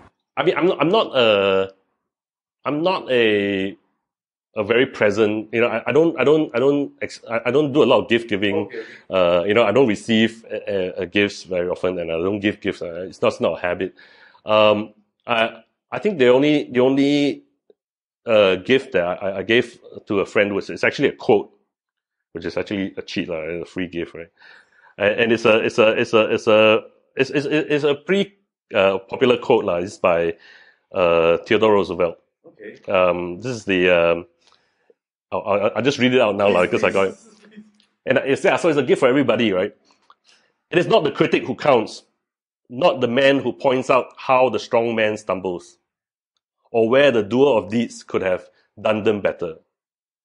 The credit belongs to the man who is actually in the arena, whose face is marred by dust and sweat and blood, who strives valiantly, who errs, who comes short again and again. Because there is no effort without error and shortcoming. But who does actually strives to do the deeds, who knows great enthusiasms, the great devotions, who spends himself in a worthy cause, who at the best knows in the end the triumphs of high achievement, who at the worst, if he fails, at least fails while daring greatly, so that his place shall never be with those cold and timid souls who neither knows victory nor defeat. So this was a quote I gave to a friend at a time when he was really struggling, and I think sometimes when when he was working with people, and I think there's this culture of other people criticizing, hey, you can't do this, it's not going to work, it's not like, it's just in the words of Guns N' Roses, is get in the ring, right? I mean, this is if you're going to be just outside criticizing, your words mean nothing. It's the people who are making the decisions, who are in there struggling, that counts. So and this is like Theodore Roosevelt. This is like 100-year-old, and I think it's still relevant, Yes. Yeah. So I guess that was I think it was a gift at the right time, and yeah. So that's my little. Sure. That's a great quote. Are there any underrated toy that should be given more recognition to? I never, I was looking at that question. I never think about, I never thought about this, I don't think about, I generally don't think about deserve, and, I don't think about things like in those sense. Right. I think when things succeed or fail, they have a reason, right? And some part of it is just circumstance and stuff like that. So I don't think that there's something that is highly deserving or is such a shame and stuff like that. So I tend not to look at it that way. Yeah. What have you purchased recently under $100 that has impacted your life the most? Okay, I bought a Wacom, whatever you want to pronounce it, a tablet. I bought Intuos 3, which is it's an old model, but it was a top of the line model a couple of years ago. I got it for $65, and it's, I think for me, I buy a lot of things used.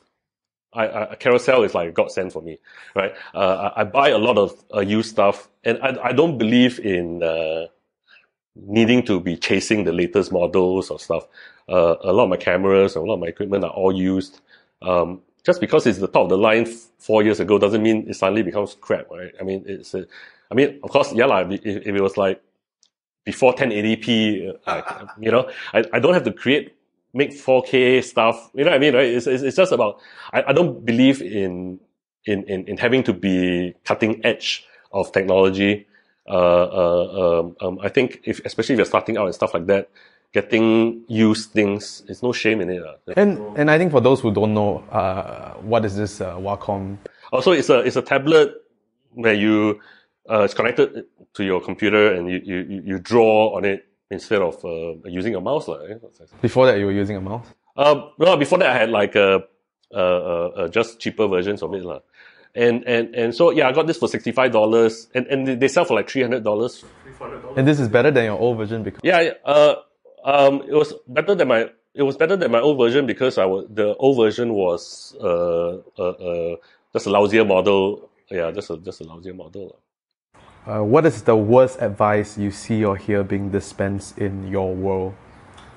I go back to the whole inspiration industry. I think they put a pressure on people to unrealistic pressure on people to be too noble and stuff like that. I think sometimes people have real struggles. But again, the other side of things also is that some people are just not applying themselves as much. So I mean, sometimes as they can. I think don't like how should I put this? The whole inspiration thing that we have now, the whole inspiration environment that we have now, that everybody's got to be inspired and to be whatever. I think it can be too much. But one thing I always notice is the people who are spending the most time posting inspirational quotes are actually the guys who get the least done. Okay. So instead of advising people and posting this out inspirational stuff, just do something, right? Yeah. But people who are doing stuff are too busy to post inspirational stuff. Or they might have a social media manager is the in thing. I mean, whatever lah, you know what I mean? But yeah, so yeah, I think of I suspect that the inspirational industry might become like the fashion magazines. Sure. It gives the people a very false view of themselves, and sometimes that's not that great. All right. If you can send a message back in time to your 18-year-old and 28-year-old self, and tell him to cultivate a skill or a habit, what would it be? So 18 and 28, and place us where you're at. Well, I'm past 40 now. 18, I was what? 18. I was in army probably, right? Okay. I was probably in army.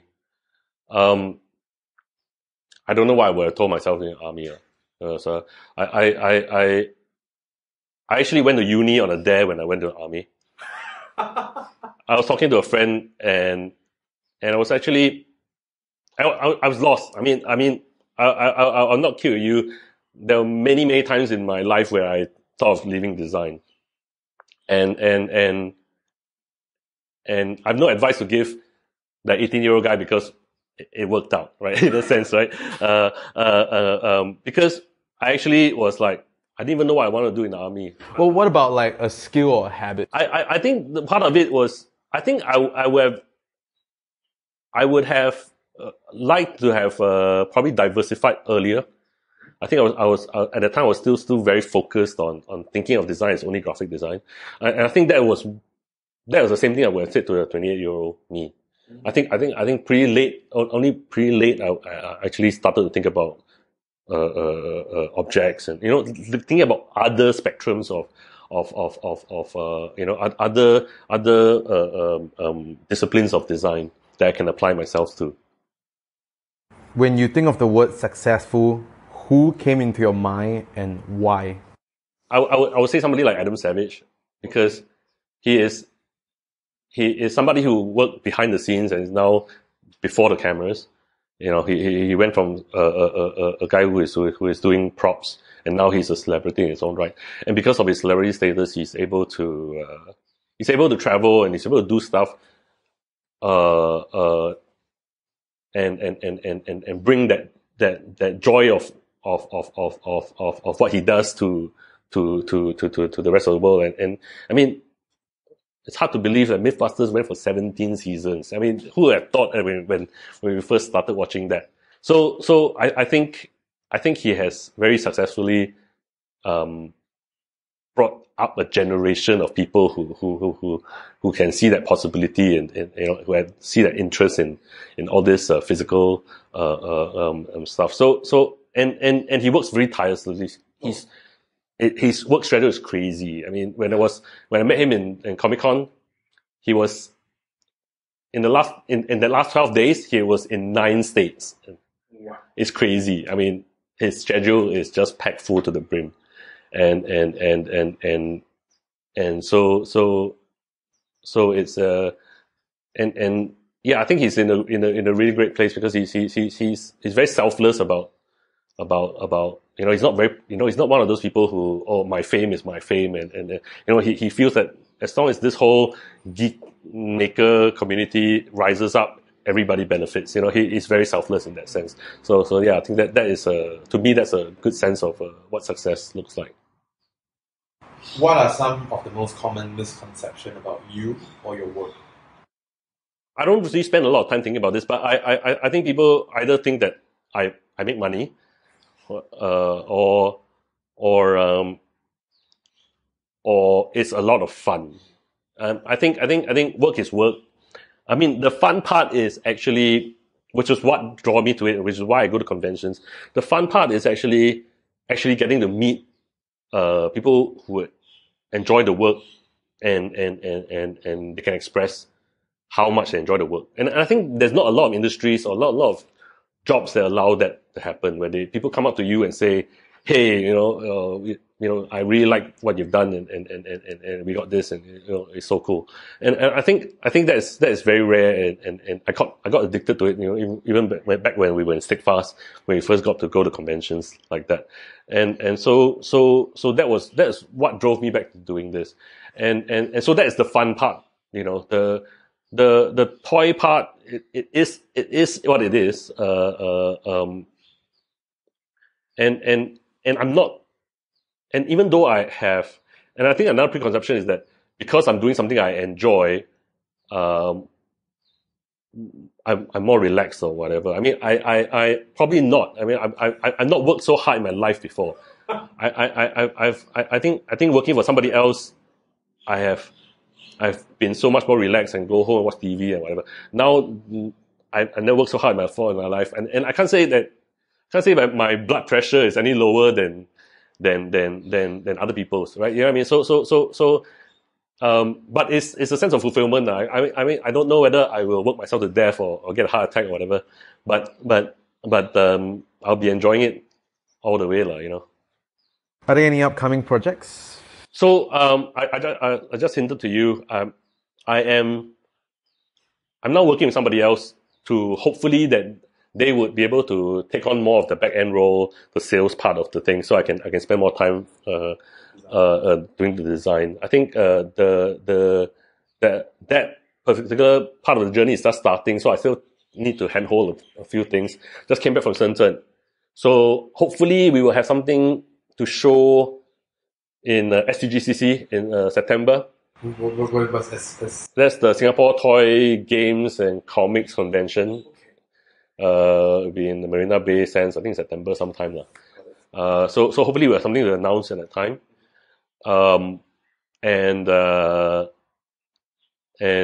And Designer Con, which will be in November in Pasadena in LA. So and I think in between there's the Shanghai show, there's a Shanghai toy show. So there's stuff, right? So there's stuff coming out. Hopefully it will be a change in the direction of being able to produce more stuff and hopefully at a more reasonable price, at a more consumer friendly price. Another thing that I really, hopefully the free time that I want to get into is I want to start working on the content. I think I talked to you about a little bit about that, and in true fashion of what I do, it's not going to be something simple and small. I like torturing myself. I like jumping into things that I don't know what I'm doing. And so it's going to be something challenging. I'm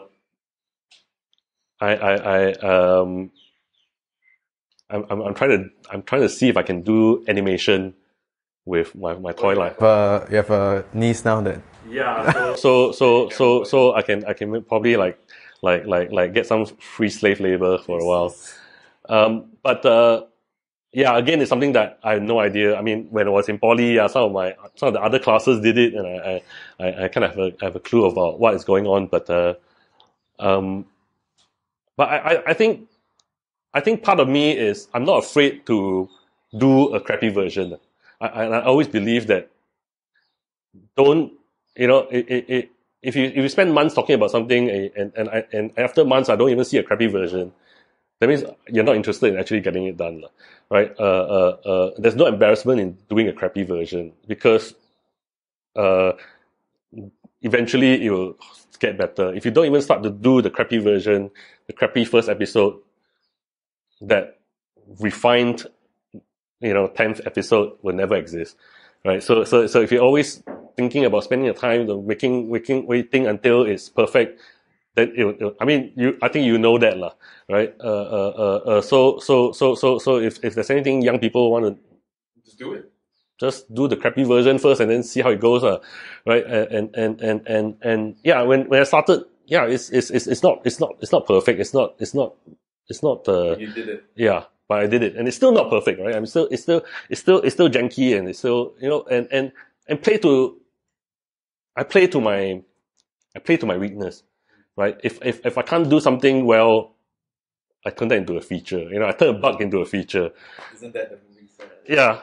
So that's what I believe in is don't be embarrassed by the imperfect part of it, and I think now even more, because now if you want a perfect thing, the perfect things are available. The robots can do the perfect things perfectly, right? And now when we come to a point when robots can do things perfectly, it's about where is the human flaw, where is the accidents that only a human-made thing will have, because the robot will do it every single time in exactly the same way. Yeah, I think that's a great way to end the interview. Great session. Last question, where can people find you on? So it's machinationstudio.com. So you probably have to print out because it's a pretty long. You link it. Instagram is Machination Studio as well, and Instagram, Facebook is also Machination Studio. Only Twitter is Machination. So Machination STU because Twitter has a length limit. Yeah. Perfect. We're done. We survived. We survived. Yeah. Yes. Well, thank you. Thank you.